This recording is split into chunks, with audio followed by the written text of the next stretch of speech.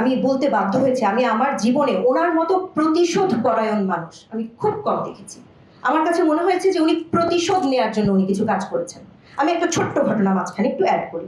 শিশুদেরকে নিয়ে যেহেতু কথা হচ্ছে, 2025 সালে মাইলস্টোন স্কুলে ভয়াবহ একটি অগ্নিকাণ্ড ঘটেছে।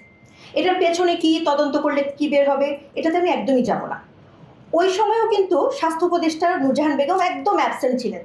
কোথাও তার কোনো একটা বিবৃতি, কোথাও ওনার কোনো একটা চেহারা আমরা দেখলাম না।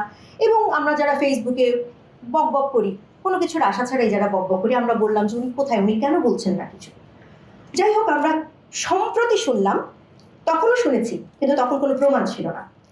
আপনারা সবাই ডাক্তার সামন্তলাল সেনের নাম জানেন এবং বাংলাদেশে বার্ন ইউনিট বা বার্ন হসপিটাল,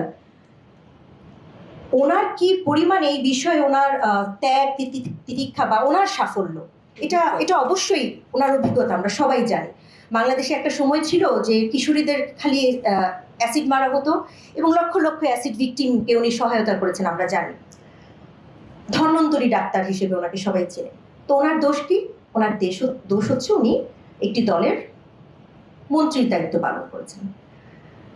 সেটার জন্য ওনার অনেক শাস্তি হতে পারে যে উনি মন্ত্রীর দায়িত্বে থাকা অবস্থায় উনি কি অন্যায় করেছেন ওনার মন্ত্রিসভায়, সেটা নিয়ে ওনার শাস্তি হতে পারে। কিন্তু আমরা শুনেছি, তখনও শুনেছি, এবার আমরা একজন বর্তমান সরকারের একজন এমপির মুখে আমরা শুনেছি যে ওই সময়ে ডক্টর সামন্তলাল সেন উনি আগ্রহ প্রকাশ করেছিলেন যে মাইলস্টোন স্কুলের বাচ্চাগুলোর চিকিৎসায় উনি এগিয়ে আসতে চান।